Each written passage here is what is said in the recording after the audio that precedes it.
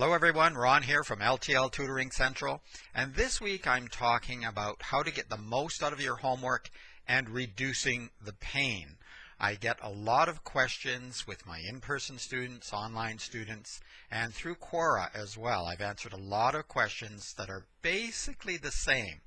How do I study? How do I get the most out of my homework time? Or maybe or how do I reduce the pain? It's so painful to do my homework and stressful and all of that kind of thing. Well, I don't think that these are really two different questions or two different problems or two different solutions. I think that they can be combined, because I think that if you work hard but also work smart, not only will you retain more information, thereby doing better on your course, and even more importantly, gaining the knowledge that you want to have for the future, but also you'll reduce the pain. The stress will become less as you become more proficient at studying and at doing your homework, and then doing the quizzes and the tests and everything else that goes along with it. So the main point I want to make is that it is not really complicated. Study techniques and strategies have been known for thousands of years. Yes, before the internet, before smartphones, even before electricity existed. People have known how to learn things. Guess how electricity got to where we are today? Guess how we managed to get the cell phones, the smartphones, the iPads, and all of these things. People knew how to learn long before they existed.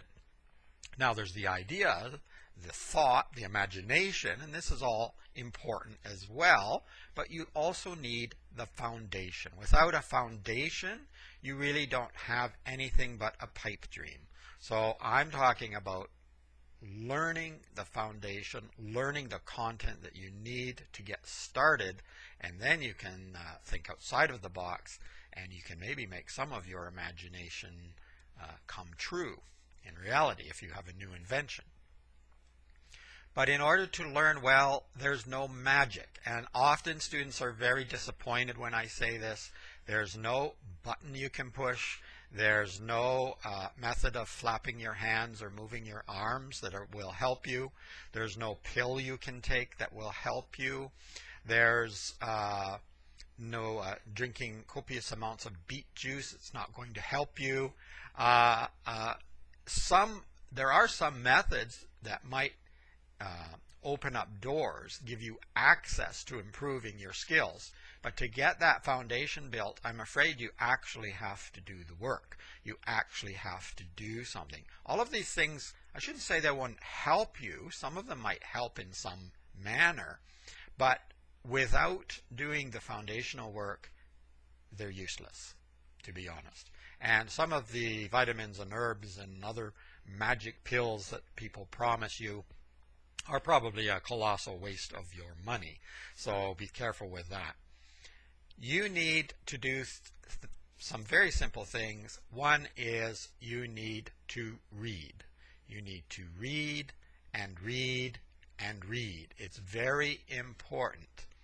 Now, if in fact you cannot read at all, and there are very few people who can't learn to read, but if you cannot, then you need to listen and listen and listen, because you need to read as much as you can on topic and read some extra material. Don't do the minimum. Go beyond the minimum and reread, because we don't retain all the information. We don't even see, we don't even connect with all the information on one reading. I don't care how smart you are. If you're very, very good at memorizing, in a sense you are rereading because you are remembering the material over and over again. But rereading several times will help you gain a lot more information. When you're studying, when you're actually doing your homework, try to find a quiet spot. And I know this is difficult. Sometimes it's not possible. I grew up with lots of brothers and sisters and very busy home and a farming community as well, so there were chores to do morning and night. So I understand it's not always easy to follow all of these tips, but if you can find a corner in your bedroom or an alcove in the house or somewhere, basement, somewhere where it's relatively quiet, and distractions are at a minimum. And part of this is up to you. You turn off the smartphone. Oh my gosh. Yes, you turn it off. You turn off the television. You turn off the music. You turn off any distractions whatsoever. And if you're going to have a snack, make sure you have a snack that's very easy to handle while you're reading. No big pieces of floppy pizza over top of your book or your computer or whatever. You need to, the best idea is to have a snack just before you begin to study. That way you won't be hungry, but you also won't be distracted by playing around with your food. So surprisingly, if you focus on one thing, something we've known forever and ever, it really, really makes a difference. It sounds simple, but it's true. So try to do that. Try to keep the distractions at a minimum if possible. The other thing is to write. I said you need to read. You also need to write. Write your notes, obviously, from anything that you're reading online or from your textbook. Making notes or even copying out notes in your own words to practice writing answers to questions and writing down the information. That will put you ahead because you will retain more of the information.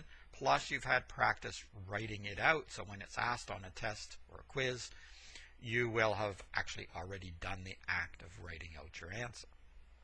If possible, handwriting and printing is better than typing. It wires the brain in a different way, and it seems to help with retention far more than typing out notes or typing out material. And this is, the research so far has shown that this is the same for young people as for older people. So I would recommend, at least for some of your notes or some of the more complicated material, write it out. You can also draw diagrams, draw pictures, make charts. There's lots of things you can do, and it all depends on your learning style as well, that will help you learn the material better and remember the material better. But it's good to be active with your hand. I'm left-handed, you see, but you can use your right hand if you have to. So that's also very, very important. Here's another point. Study. Of course I'm going to study. That's not a very helpful hint or tip. Well, actually, a lot of people don't study. They read their book. They might look at a video, but they don't study. They don't turn it off. They don't ask themselves, do I know this material when I'm not reading it? Do I know this chart when I'm not looking at it? Can I draw a microscope or label the parts of a microscope when I'm not looking in my notes, when it's not available to me? Because in a test situation, it won't be. So you don't know if you know the material until you've self-tested it. You can use a buddy if you like. Just make sure you don't get off track and not do any studying during the homework time. But you can do it yourself. You can self-test.